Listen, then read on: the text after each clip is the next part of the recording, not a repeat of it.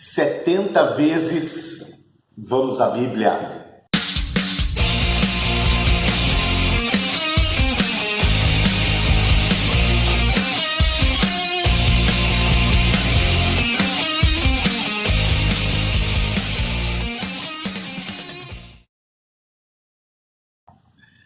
São 70 vídeos da série Vamos à Bíblia. E vai continuar.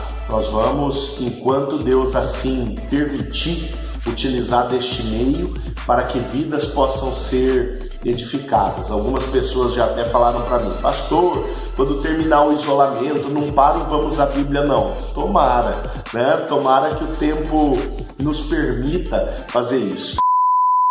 E esse número 70, na Bíblia, ele tem uma série de significados um tanto quanto interessantes. Por exemplo, você se lembra dos 70 anos do cativeiro babilônico, período histórico do Antigo Testamento, que começa ali mais ou menos em 597 anos antes de Cristo. Você vai se lembrar também das chamadas 70 semanas de Daniel, uma profecia escatológica, uma profecia acerca do final dos tempos, mas em inúmeras outras ocorrências na palavra do Senhor, o número 70 vai aparecer. Você vai ver, por exemplo, em Êxodo capítulo 1, 70 descendentes de Jacó descendo para o Egito, ou ainda em Gênesis capítulo de número 50, 70 dias de choro pelo luto, pela morte do próprio Jacó. Um pouco mais tarde, lá em Juízes capítulo 9, no verso 56, você vai ver o relato da matança dos 70 irmãos de Abimeleque.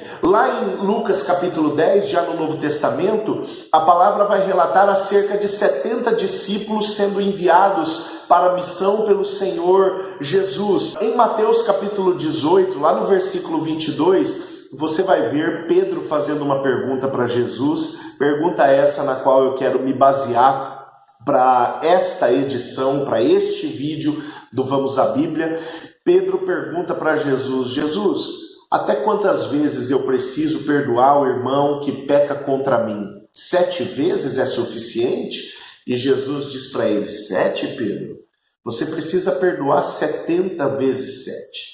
Eu me lembro que quando eu era um recém-convertido, um garoto na idade e na fé, esse número 70 vezes 7, o resultado disso é 490.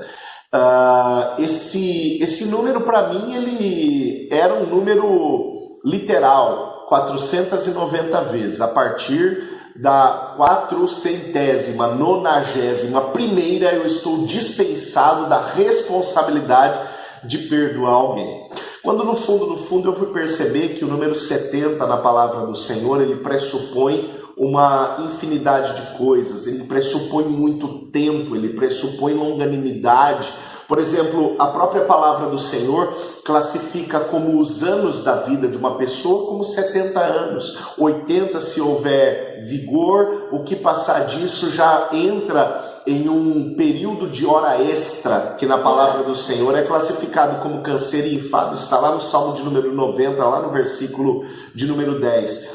Então, se uma vida pressupõe 70 anos, eu preciso perdoar as pessoas por uma vida, quem sabe essa seja a tônica da fala de Jesus, nunca parar de perdoar. E o perdão, ele não é um sentimento, como muitos pensam. O perdão, ele é uma decisão. Lá no Evangelho de Lucas, no capítulo 17, no versículo 3, Jesus ele dá a seguinte orientação: acautelai-vos, se teu irmão pecar contra ti, repreende, e se ele se arrepender, perdoa-lhe. Eu entendo que o perdão é um ato ou uma decisão correta que venha a servir de absolvição a uma decisão errada. A decisão errada é a decisão de alguém pecar contra mim. A decisão errada é a decisão de alguém me prejudicar, ainda que esta decisão tenha sido tomada de maneira involuntária. Em algum momento eu posso ter sido prejudicado por alguém, e a palavra aqui está me motivando a tomar a decisão certa para que uma decisão anule a outra. para que uma decisão faça com que a validade da outra seja, de uma vez por todas, liquidada. E a decisão correta, que anula uma decisão errada no que diz respeito a uma ofensa, é a decisão do perdão.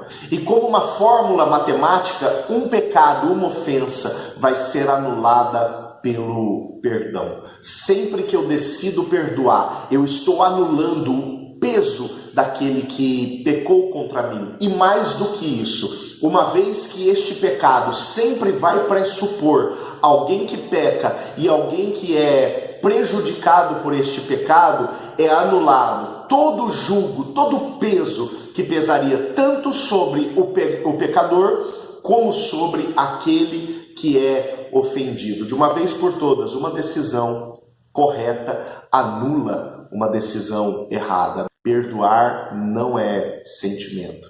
Perdoar é uma ordem que vai pressupor o meu entendimento lógico e, sobretudo, a minha obediência ao Senhor que a todos perdoou e que na cruz do Calvário, sendo blasfemado, disse a todos aqueles que estavam ao seu redor em oração ao Pai: perdoa a estes, porque eles não sabem o que estão fazendo.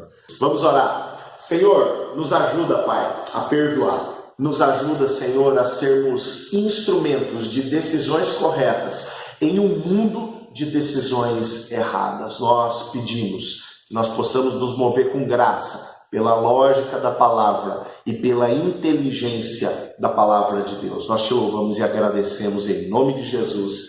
Amém. Amém. Até a próxima.